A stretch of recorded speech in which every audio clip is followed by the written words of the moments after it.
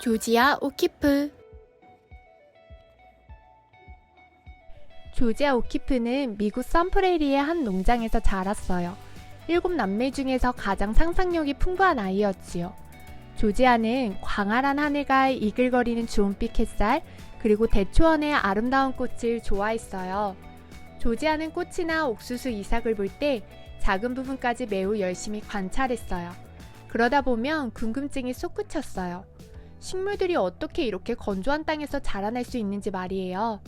18살이 되자 조지아는 미술학교에 갔어요. 시카고와 뉴욕에 있는 미술학교에 다니며 주변에서 발견한 아름다움을 그림으로 옮기는 방법을 배웠지요. 대도시 생활은 멋졌어요. 고요했던 농장 생활에 비해 너무나도 활기차고 화려했지요. 미술학교에서 조지아는 어두운 그림자를 들이우는 과일 그릇이나 꽃다발 같은 전통적인 소재를 그리는 법을 배웠어요. 조지아는 뉴욕을 사랑했지만 그곳에서 그린 그림들은 어린 시절 사랑했던 고향의 광활한 풍경처럼 경이로운 느낌을 주지 못했어요.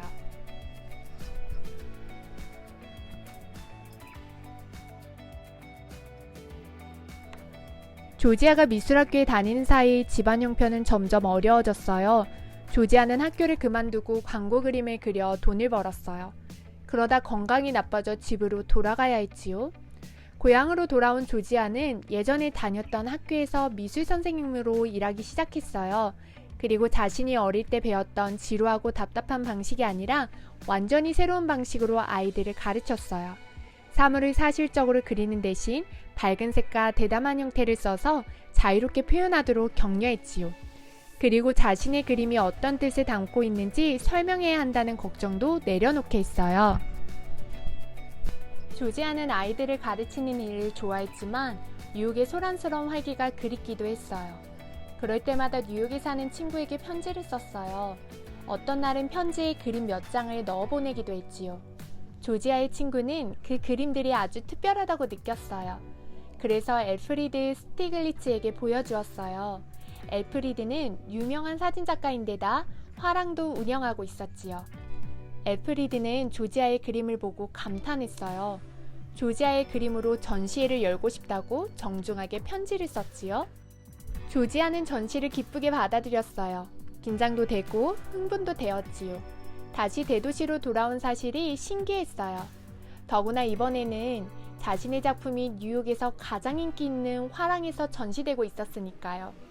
조지아는 전시실을 목타나와 수채화로 가득 채웠어요. 각양각색의 사람들이 조지아의 작품을 보러 찾아왔지요. 전시에서 성공을 거둔 덕분에 조지아는 새로운 확신을 얻었어요. 사람들이 익히 알고 있는 것들을 완전히 새로운 방식으로 보여주는 것. 그게 바로 자신의 재능이라는 사실을 말이에요. 조지아는 전시의 성공이 자랑스러웠지만 만족스럽지는 않았어요. 흑백의 목타나는 대담하지만 화려한 느낌이 없었어요. 다채로운 색으로 채워진 수채화는 흐릿한 느낌이었지요. 그래서 유화 물감을 쓰기 시작했어요. 유화 물감의 색감은 자연의 색처럼 산뜻하고 또렷했거든요. 보석을 닮은 꽃의 중심부가 지니 깊고 부드러운 느낌도 표현할 수 있었지요. 조지아는 바로 그 부분을 그리기 시작했어요. 작은 꽃을 크게 그려서 그냥 스쳐 지나갈 수 없게 하고 싶었어요. 조지아가 그린 꽃은 아주 확대되어 있어서 무엇인지 알아보기 어려웠어요. 전에는 아무도 시도하지 않은 방식이었지요. 행복한 나날을 보내던 조지아의 눈에 이전에는 보이지 않던 도시의 아름다움이 들어왔어요. 처음엔 차갑고 흉측한 고층 건물 앞에서 몸이 움츠러들곤 했지요. 하지만 지금은 우뚝 솟은 건물이 조지아를 위로하고 힘을 불어넣어주는 듯했어요. 고층 건물들이 산처럼 아름다워 보였지요. 조지아는 뉴욕뿐 아니라 엘프리드와도 사랑에 빠졌어요. 둘은 곧 결혼을 했고 뉴욕 미술계에서 주목을 받았어요. 조지아가 다음에 어떤 그림을 그릴지 뉴욕 전체가 손꼽아 기다렸지요. 조지아가 느끼는 부담감은 점점 커졌어요. 그럴 때면 복잡한 도시를 뒤로한 채 여행을 떠났지요. 조지아는 자연 속에서 많은 작품을 그렸고 엘프리드도 많은 사진을 찍었어요. 조지아의 열정이 엘프리드 안에 있던 예술가를 깨운 거예요. 그렇지만 조지아보다 훨씬 나이가 많았던 엘프리드는 곧 몸이 아프기 시작했지요.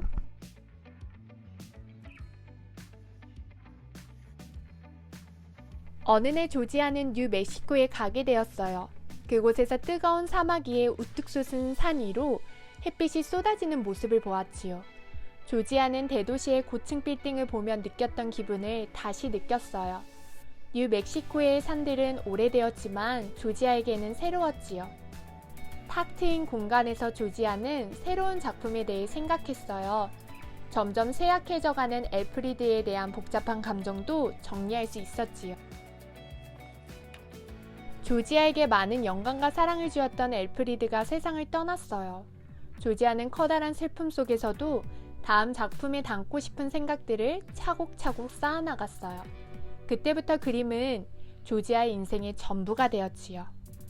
조지아가 유명해진 뒤로 도시의 모든 사람들이 조지아의 작품이 무엇을 의미하는지, 다음에는 무엇을 해야 하는지 떠들어댔어요.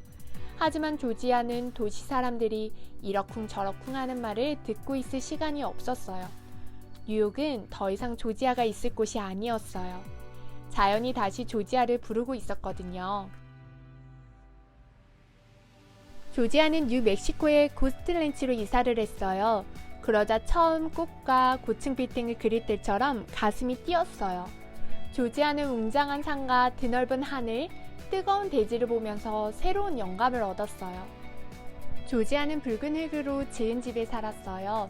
그 집은 고스트랜치 근처에 있는 아름다운 붉은 산을 떠올리게 했어요. 조지아가 도시에 사는 내내 꿈에 그리던 산이었지요. 집 앞에 나와서면 조지아가 나만의 산이라고 부르던 풍경을 볼 수 있어요. 조지아는 인적이 드문 곳에 있는 그 집을 멀고도 가까운 곳이라고 불렀어요. 새로운 환경은 조지아에게 자연, 그리고 생명의 본질과 맞닿아 있는 느낌이 들게 해주었어요. 조지아는 그림에 담고 싶은 특이한 소재를 찾아서 날마다 모래 언덕을 헤매 다녔어요. 조지아는 또 다른 뛰어난 화가 프리다 칼로와도 가깝게 지냈어요. 멕시코를 여행하면서 프리다와 함께 지내기도 했지요. 조지아의 그림은 젊은 프리다에게 영감을 주었어요.